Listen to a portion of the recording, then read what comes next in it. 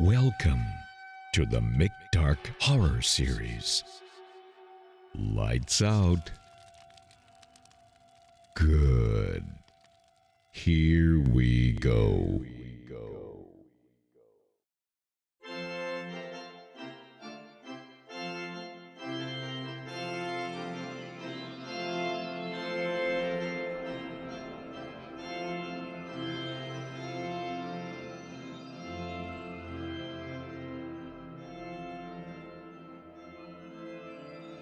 We had borrowed the house from a friend none of us seemed to know.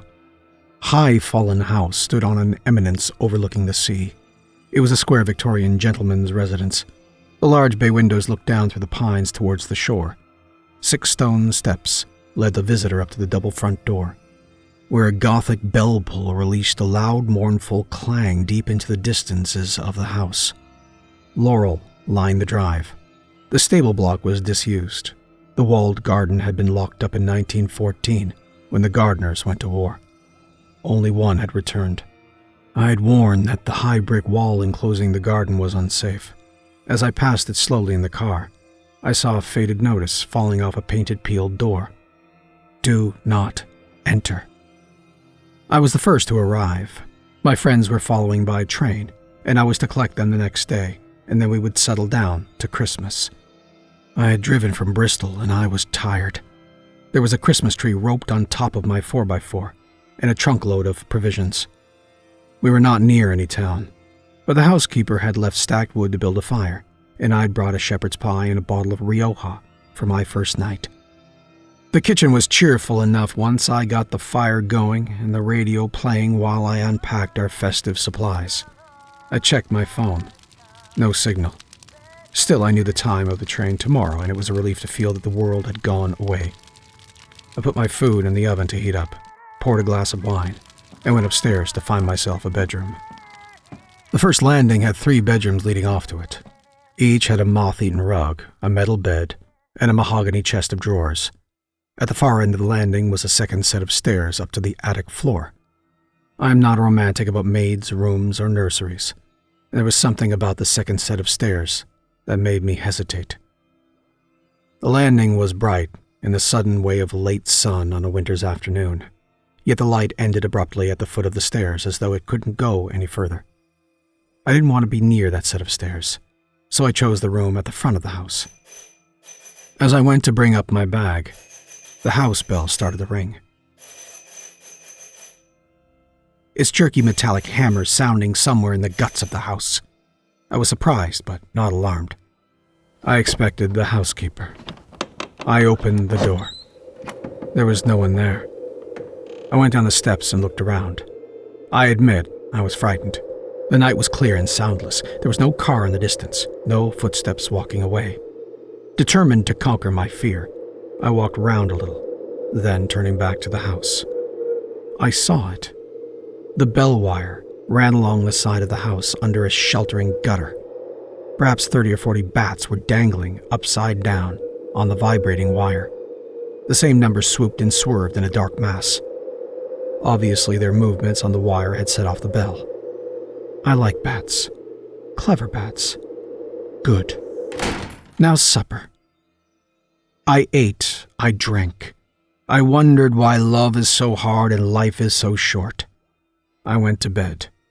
The room was warmer now, and I was ready to sleep. The sound of the sea ebbed into the flow of my dreams. I woke from a dead sleep in dead darkness to hear. What? What can I hear? It sounded like a ball bearing or a marble rolling on the bare floor above my head. It rolled hard on hard, then hit the wall. Then it rolled again in the other direction. It might not have mattered except that the other direction was upwards. Things can come loose and roll downwards, but they cannot come loose and roll up. Unless someone... That thought was so unwelcome that I dismissed it along with the law of gravity.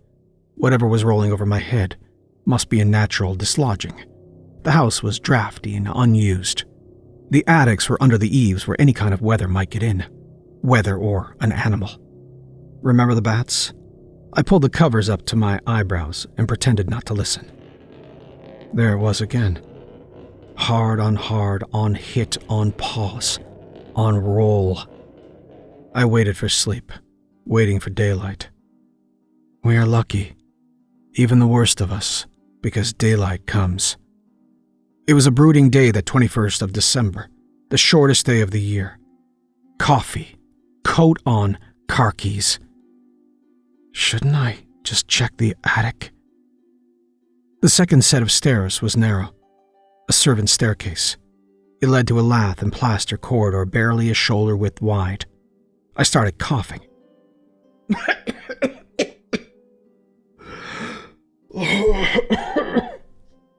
Breathing was difficult. Damp had dropped the plaster in thick, crumbling heaps on the floorboard. As below, there were 3 doors. 2 were closed. The door to the room above my room was ajar. I made myself go forward. The room was under the eaves as I had guessed. The floor was rough. There was no bed, only a washstand and a clothes rail. What surprised me was the nativity scene in the corner. Standing about 2 feet tall, it was more like a doll's house than a Christmas decoration. Inside the open-fronted stable stood the animals, the shepherds, the crib, Joseph. Above the roof, on a bit of wire, was a battered star. It was old, handmade in a workmanlike but not craftsmanlike sort of way. The painted wood now rubbed and faded like pigments of time. I thought I could carry it downstairs and put it by our Christmas tree. Must have been made for the children when they were children here. I stuffed my pockets with the figurines and animals and left quickly, leaving the door open. I had to set off for the station.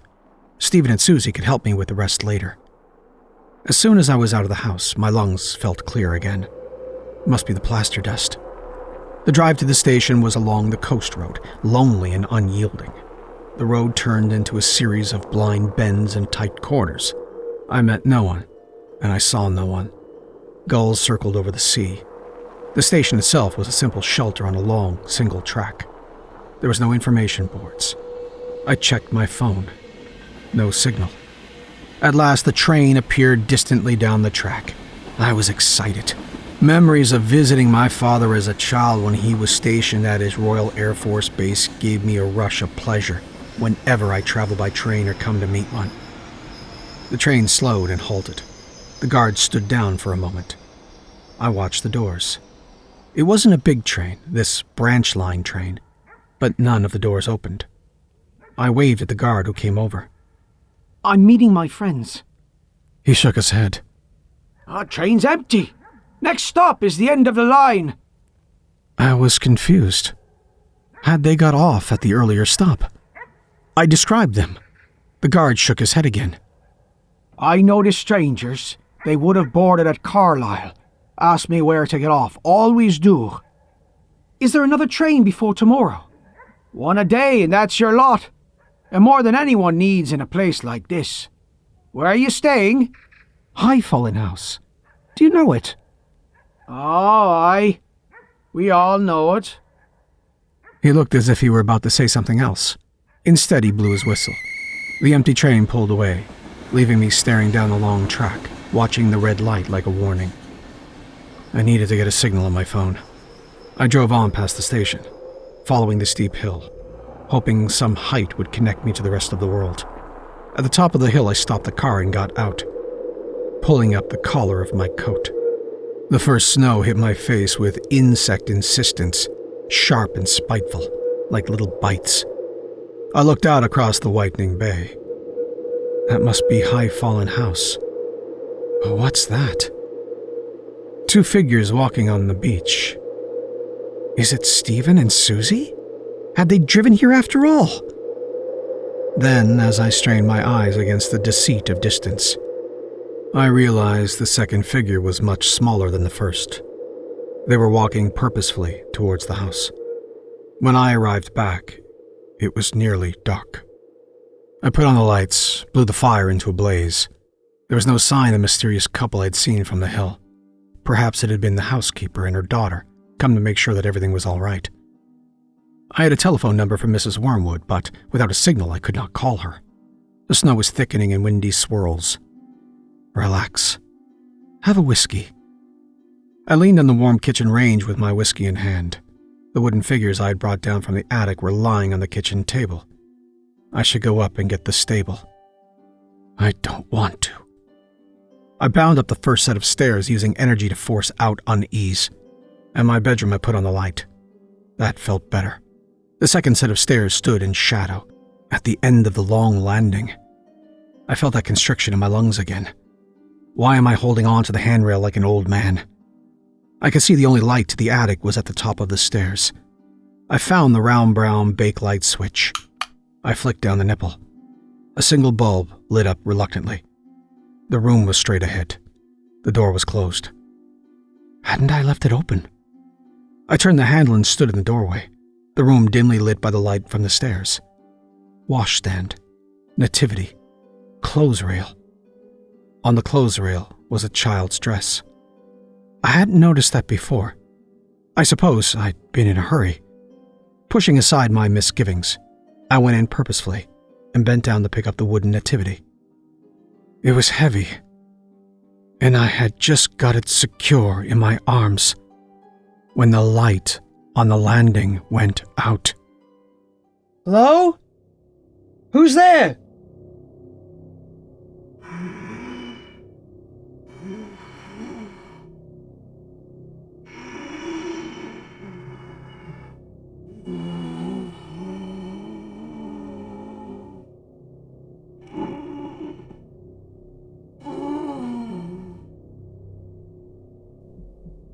There's someone breathing, like they can barely breathe. Not faint, struggling for breath. I mustn't turn around, because whoever or whatever it is behind me. I stood still for a minute, steadying my nerve. Then I shuffled forward towards the edge of the light coming up from downstairs. At the doorway, I heard a step behind me. I lost my balance and put out a hand to steady myself.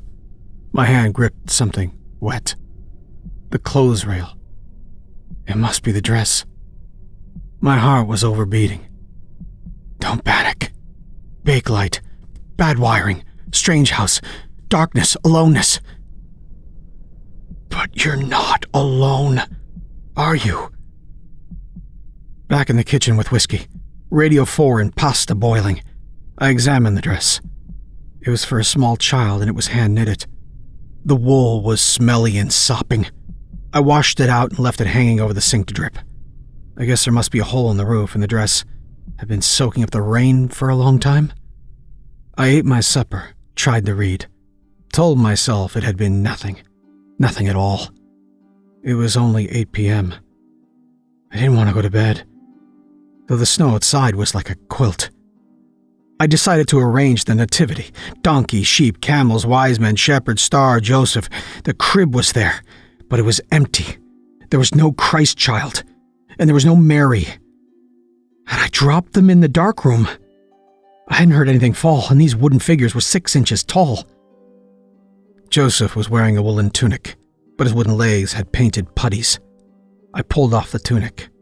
Underneath wooden Joseph wore a painted uniform. First World War. When I turned him around, I saw there was a gash in his back, like a stab wound. My phone beeped. I dropped Joseph, grabbed the phone. It was a text message from Susie.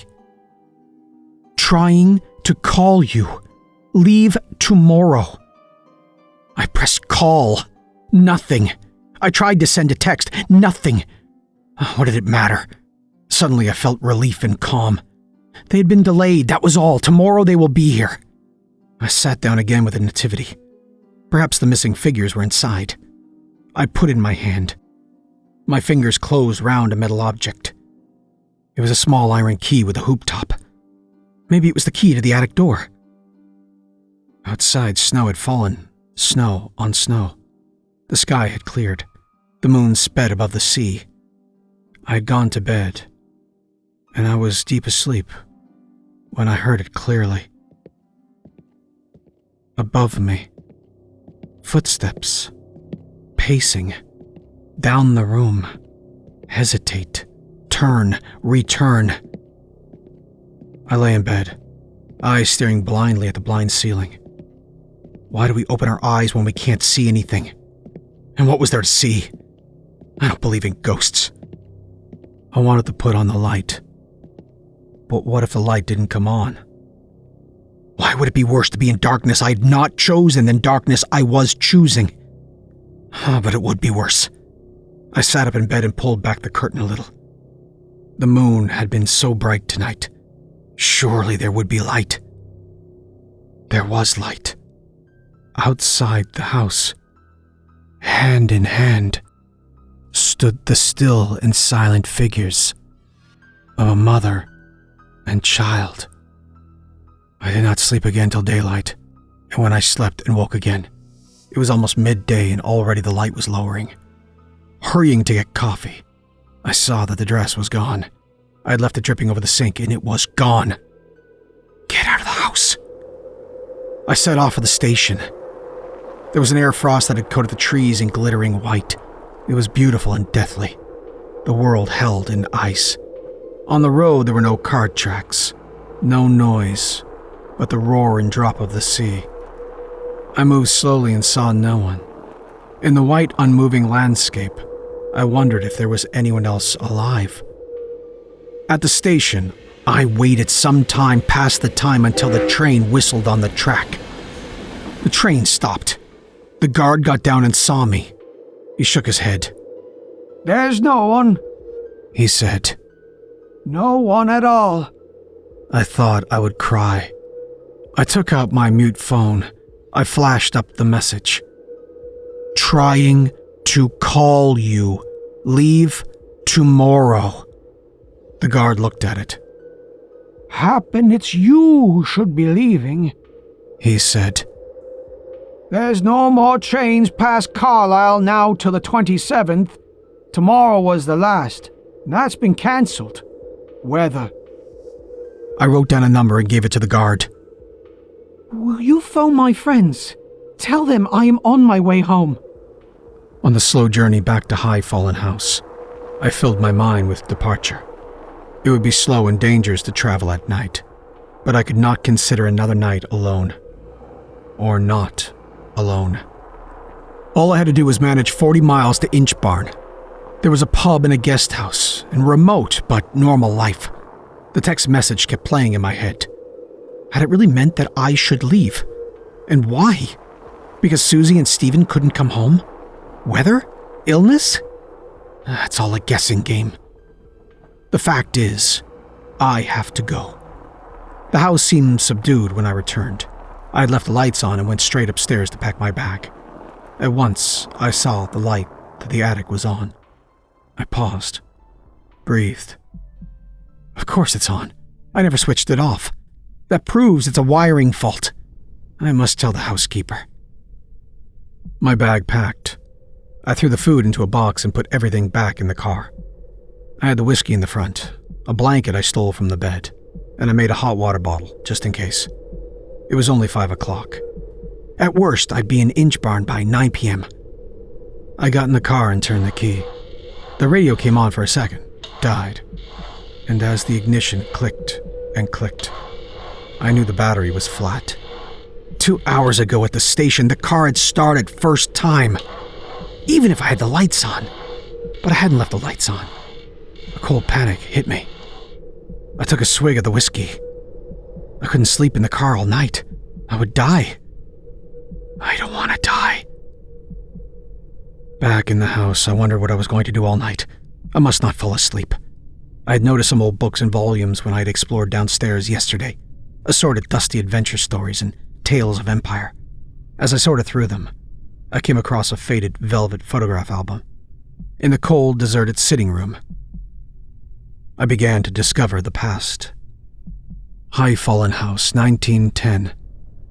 The women in long skirts with miraculous waists, the men in shooting tweeds, the stable boys in waistcoats, the gardening boys wearing flat caps, the maids in starched aprons. And here they are again in their Sunday best. A wedding photograph. Joseph and Mary Locke, 1912. He was a gardener, she was a maid. In the back of the album, loose and unsorted, were further photographs and newspaper cuttings. 1914. The men in uniform. There was Joseph. I took the album back into the kitchen and put it next to my wooden soldier. I had on my coat and scarf. I propped myself up in 2 chairs by the wood-fired range and dozed and waited and dozed. It was perhaps 2 o'clock when I heard a child crying. Not a child who had scraped its knee or lost a toy, but an abandoned child. A child whose own voice is his last hold on life. A child who cries and knows that no one will come. The sound was not above me. It was above the above me. I knew where it was coming from. I put my hands over my ears and my head between my knees. Could not shut out the sound. A locked-up child, a hungry child. A child who was cold and wet and frightened. Twice I got up and went to the door. Twice I sat down again. The crying stopped. Silence. Dreadful silence. I raised my head. Footsteps were coming down the stairs. Not one foot in front of the other, but one foot dragging slightly, then the other joining it, steadying, stepping again. At the bottom of the stairs, the footsteps paused. Then they did what I knew they would do with all the terror in my body. The footsteps came towards the kitchen door. Whatever was out there was standing 12 feet away on the other side of the door. I stood behind the table and picked up a knife. The door swung open with violent force that rammed the brass doorknob into the plaster of the wall. Wind and snow blew into the kitchen, whirling up the photographs and cuttings on the table. I saw that the front door itself was wide open, the entrance hall like a wind tunnel. Holding the knife, I went forward into the hall to shut the door. The pendant metal lantern that hung from the ceiling was swinging wildly on its long chain. A sudden gust lurched it forward, like a child's swing pushed too high. It fell back at force against the large semicircular fanlight over the door. The fanlight shattered and fell around my shoulders in shards of sharp rain. Flicker. Buzz. Darkness. The house lights were out. No wind now. No cries. Silence again. Glass hit in the snow-lit hall. I walked out the front door and into the night. At the drive, I turned left, and I saw them. The mother and child. The child was wearing the woolen dress. She had no shoes. She held up her arms piteously to her mother, who stood like stone. I ran forward. I grabbed the child in my arms. There was no child. I'd fallen face down in the snow. Help me. That's not my voice. I'm on my feet again. The mother is ahead of me. I follow her. She's going towards the walled garden. She seems to pass through the door, leaving me on the other side. I tried the rusty hoop handle. It broke off, taking a piece of the door with it. I kicked the door open. It fell off its hinges. The ruined and abandoned garden lay before me. A walled garden of 1 acre used to feed 20 people. But that was a long time ago. There were footprints in the snow. I followed them. They led me to the bothy, its roof patched with corrugated iron. There was no door, but the inside seemed dry and sound. There was a tear-off calendar still on the wall, 22nd December, 1916. I put my hand in my pocket and realized that the key from the nativity was there. At the same time, I heard a chair scrape on the floor in the room beyond. I had no fear anymore. As the body first shivers and then numbs with cold, my feelings were frozen. I was moving through shadows as one who dreams. In the room beyond, there was a low-lit fire in the tiny tin fireplace. On the other side of the fire sat the mother and child. The child was absorbed playing with a marble. Her bare feet were blue, but she did not seem to feel the cold any more than I did. Are we dead then? The woman with the shawl over her head looked at me with deep, expressionless eyes. I recognized her. It was Mary Locke. She nodded at me. Or at not me. At some other me in some other time. I do not know. Her gaze went to a tall cupboard. I knew that my key fitted this cupboard, and that I must open it. I did so. A dusty uniform fell out, crumpling like a puppet. The uniform was not quite empty of its occupant. The back of the faded wool jacket had a long slash where the lungs would have been. I looked at the knife in my hand. Open the door! Are you in there? Open the door! I woke to blinding white. Where am I? Something's rocking. It's the car. I'm in my car. A heavy glove was brushing off the snow. I sat up, found my keys, pressed the unlock button. It was morning. Outside was the guard from the train, and a woman who announced herself as Mrs. Wormwood. Fine mess you've made here, she said. We went into the kitchen. I was shivering so much that Mrs. Wormwood relented and began to make coffee. Alfie fetched me, she said. after he spoke to your friends. There's a body, I said, in the walled garden. Is that where it is? Said Mrs. Wormwood. At Christmas 1914, Joseph Locke had gone to war. Before he left for Flanders, he had made a nativity scene for his little girl. When he came back in 1916, he had been gassed. They heard him, climbing the stairs, gasping for breath through froth-corrupted lungs. His mind had gone, they said.